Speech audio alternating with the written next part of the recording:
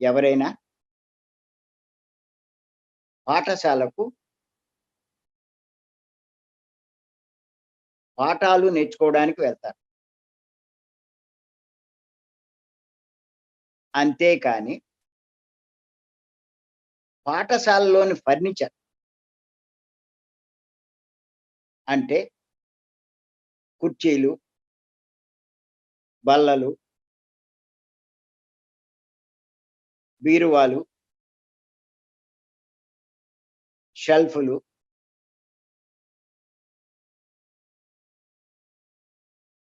ఇంకేమైనా సామాగ్రి ఉంటే అవి నావి అని ఎవరు అనరు. పాఠశాలకి పాఠాలు నేర్చుకోవడానికి వెళ్తారు గానీ, వెళ్ళిన తర్వాత అక్కడున్న ఫర్నిచర్ నాది అని ఎవడైనా అంటాడా? ఎవడు అనడు. అలాగే గుర్తుపెట్టుకోండి. మనమంతా భూలోకం అనే పాఠశాలకొచ్చాం. దేనికి అంటే జీవిత పాఠాలు నేర్చుకోవడానికి.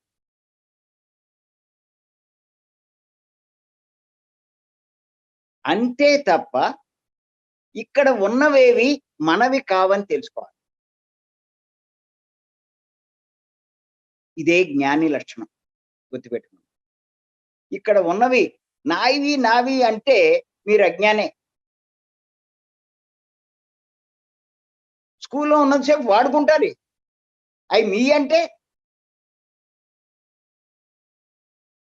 ఎంత అజ్ఞానం. అలాగే ఇక్కడ కూడా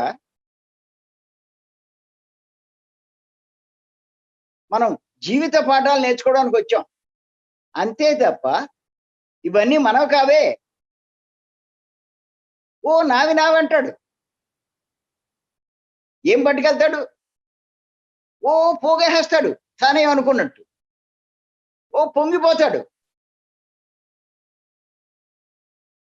ఇవన్నీ వదిలేసినప్పుడు కుంగిపోతాడు. ఇలా అయిపోయిందంటే స్టన్ అయిపోతాడు. అర్థం కాదు. శరీరం వదలగానే ఇంకెళ్ళడు. ఇక్కడే ఏడుస్తాడు.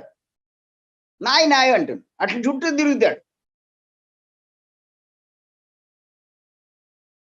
అది చెప్తారు సహాయకులు, దోతలు.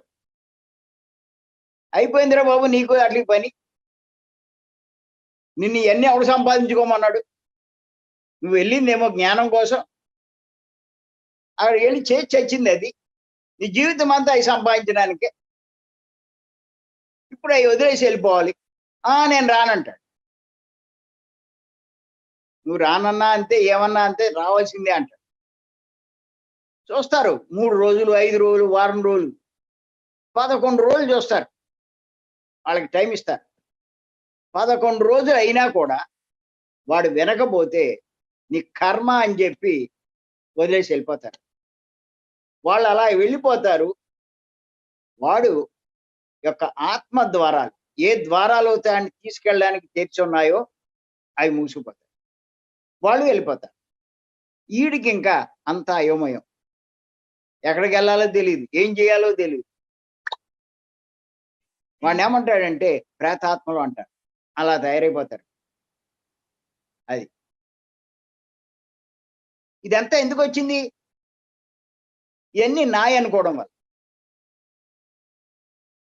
స్కూల్లో ఫర్నిచర్ ఎలాగో చదువుకునే వాళ్ళకి, స్కూల్కి వెళ్ళే వాళ్ళకి, ఈ భూలోకం అనే పాఠశాలకు వచ్చిన ఇవన్నీ అలాంటివే అని ఖచ్చితంగా తెలుసుకోవాలి.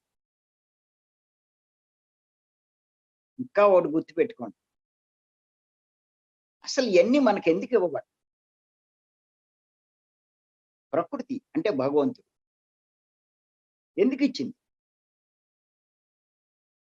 ఎందుకు ఇచ్చింది అంటే పంచుకుని పెంచుకోమని. గుర్తుపెట్టుకోండి. ఇచ్చిన వాటిని పంచుకుని పెంచుకోమని. అంతేకాని దాచుకొని పోగొట్టుకోమల్లా. పత్రి గారి మాటలు ఎంతమందికి అర్థమవుతాయో నాకు తెలియదు. పంచింది పెంచబడుతుంది, దాచుకున్నది దోచుకోబడుతుంది అన్నారు. అక్షర సత్యాలు. వీడు పంచితే దాని ఫలితం వాడి అకౌంట్లో ఉంటుంది. దాస్తే వీడు పైకి వెళ్ళినప్పుడు పోయినట్టే, దోచుకోబడినట్టే. నీ డబ్బు ఎవడో దోచుకుంటే ఎంతో, ఇది అంతే. అర్థం చేసుకోండి. మనం భూలోకం అనే పాఠశాలకు వచ్చాం. దేనికి అంటే పాఠాలు. నిన్న కూడా చెప్పారు సార్, మనం పాఠాలు నేర్చుకోవడానికి. మీరు చూడండి, రైల్వే సంస్థ ఉంది, రైళ్లు తిరుగుతూ ఉంటాయి. మనం ఏం చేస్తామంటే డబ్బును బట్టి, ఎవడికున్న అర్హతను బట్టి వాళ్ళు 3rd class, 2nd class, 1st class ఇలాగా టికెట్లు కొనుక్కుని రిజర్వ్ చేసుకుంటారు, ప్రయాణం చేస్తారు. చూడండి, విచిత్రం ఏంటంటే ప్రయాణం చేస్తున్నప్పుడు ప్రయాణం చేస్తున్నంతసేపు నా సీటు అంటాడు, నా భర్త ఆడిదేదో ఆడు సొంతంలాగా. ఎవడైనా దాంట్లో కూర్చుంటే కూర్చొని దెబ్బలాడతాడు. నా భర్త అంటాడు, నా సీటు అంటాడు. అది ఎంతకాలం వాడి సీటు? అది సొంతమా నాదనడానికి? ఎప్పుడైతే గమ్యం వస్తుందో వాడు వెళ్ళవలసిన స్టేషన్, నాదన్నవాడు అలాగే కూర్చుండిపోతాడా? దిగిపోతాడు. మరి అందులో ఎందుకు కూర్చోలేదు? ఆడు దిగకపోతే ఆ లోపల ఆయన వచ్చి, ఇన్స్పెక్టర్ వచ్చి దింపేస్తాడు, టికెట్ కలెక్టర్ వచ్చి. ఒరేయ్, నీ పని అయిపోయింది. చనిపోయినప్పుడు వాళ్ళు ఎలా తీసుకుపోతారో ఈడు దింపేస్తాడు ఇక్కడ. నీది అనుకున్నావు దొబ్బుదామని. నేను కొన్నాను, అయిపోయింది నీ పని, ఇవన్నీ నేను సంపాదించాను, అయిపోయింది నీ పని, నడు.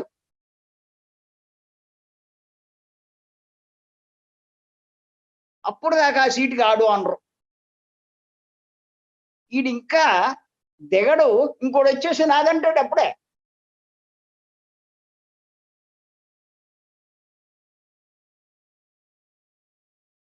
తర్వాత ఎక్కేవాడు వచ్చేస్తాడు. అలాగే వీడు సంపాదిస్తూ ఉంటేనే వీడి పిల్లలు నాయనాయ అంటారు. నీ పని అయిపోయింది, నువ్వు వెళ్ళిపోయి, ఇంకా మాది అంటారు.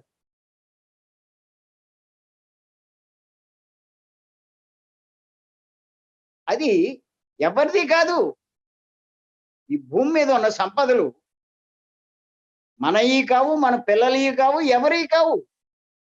పాఠాలు అవి మనం ఉపయోగించుకుంటాం అంతే. మనం ఉపయోగించుకోవడానికి, ఇక్కడ ఉండడానికి ఉపయోగించుకుంటూ పాఠాలు నేర్చుకోవడానికి. నువ్వు పాఠాలు నేర్చుకోవడం మానేసి ఎందుకు ఇవన్నీ? ఇది బాగా అర్థం చేసుకోవాలి. అందుకే పత్రి గారు ఏమంటారంటే వ్యవస్థ మారదు అంటారు. మనం చెప్పారండి, నేర్పే టీచరు, నేర్చుకునే విద్యార్థులు మారుతూ ఉంటారు. వ్యవస్థ మారదు, నేర్పే టీచరు, నేర్చుకునే విద్యార్థులు మారుతారు. ఇంకా ఆయన ఏమన్నారంటే భూమి కూడా ఒక పాఠశాల, అలాంటిదే ఇది కూడా, పాఠశాల లాంటిదే. భూమి మారదు, నేర్చుకునేవాడు, నేర్పేవాళ్ళు మారుతూ ఉంటారు. ఇప్పుడు పత్రి గారు మనకు నేర్పుతున్నారు, మనమంతా నేర్చుకుంటున్నాం. ఇంతకుముందు రమణ మహర్షి వచ్చాడు, ఆయన నేర్పాడు, ఎంతోమంది నేర్చుకున్నారు. సత్యసాయిబాబా వచ్చారు, ఆయన నేర్పాడు, ఎంతోమంది నేర్చుకున్నారు. అలా నేర్పేవాడు, నేర్చుకునేవాళ్ళు మారిపోతూ ఉంటారు. వ్యవస్థ అలాగే ఉంటుంది, భూమి అలాగే ఉంటుంది. ఇందులో ఉన్నది ఏది ఎవరిది కాదు. స్కూల్లో కూడా ఆడు కూర్చోడానికి ఒక సీట్ ఇస్తారు. ఇక్కడ కూడా మనకి ప్రకృతి కొన్ని ఇచ్చింది. ఇక్కడ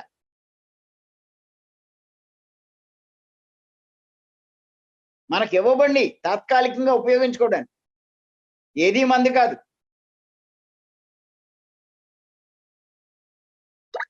అంచేత ఆత్మజ్ఞాని ఎలా ఉంటాడంటే స్కూల్లో ఉన్నంతసేపు అవి వాడుకుంటాడు. కానీ అవి నాయి అని అనుకోడు. అలాగే మనం కూడా ఇవి నాయి అని అనుకోకూడదు.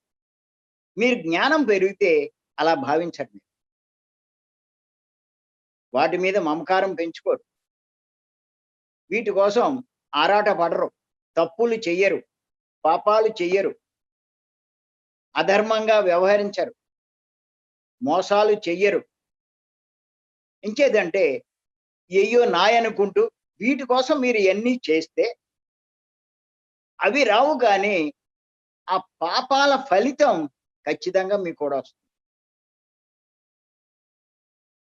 ఎంత తెలివి తక్కువలో చూడండి. అంచేత బాగా గుర్తుపెట్టుకోండి. ఆషామాషి కాదు. మనం ఇలా ఎన్నో తెలుసుకుని ఆచరణలో పెట్టే ప్రయత్నం చేయాలి. మనం ఓ 50 పాయింట్లు అక్కల. అసలు ఈ ఒక్క పాయింట్ చాలు. ఇది మీకు అర్థమవుతే మీరు ఎంతసేపు ఇవ్వడానికే ప్రయత్నిస్తారు. దాచుకోవడానికి ఏమీ ప్రయత్నించరు. ఇప్పుడు మనం ఎంత చేస్తే లోక కళ్యాణకరమైన పని వాటి ఫలితం వస్తుంది. ఎన్ని మోసాలు చేస్తే ఆ ఫలితం వస్తుంది. ఎన్ని దానాలు చేస్తే లోక కళ్యాణకరమైన పనులు చేస్తే ఆ ఫలితం వస్తుంది. కానీ ఎవరైతే ఈ ధ్యాన మార్గంలో ఎక్కువ సేవ చేస్తారో, దానాలు ఇస్తారో ఆ ఫలితం చాలా అద్భుతమైన ఫలితం. మామూలు సేవకి ఇప్పుడు ఈ ధ్యాన మార్గంలో, ఆత్మ మార్గంలో సేవకి నక్కకి నాగలోకానికి ఉన్నంత తేడా ఉందన్నారు. బయట 1,00,000 మందికి మీరు అన్నదానం చేసే కంటే 100 మందికి మన కట్టాల యజ్ఞం లాంటి యజ్ఞాల్లో భోజనానికి మనం ఇస్తే దానికంటే ఎక్కువ ఫలితం.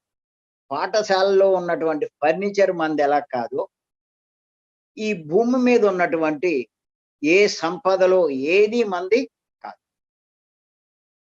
ఊరికే ఇక్కడికి నేర్చుకోండి. స్కూల్లో మనం వెళ్తాం, మళ్ళా వచ్చేస్తాం. అలాగే భూమి మీదకి వచ్చాం, మళ్ళా వెళ్ళిపోతాం. ఇక నాది నాదేంటి? ఎంత విచిత్రం, ఎంత అజ్ఞానం. ప్రతి ఒక్కరూ ఇది తెలుసుకోండి. ఈ జ్ఞానం మనం పెంచుకోవాలి.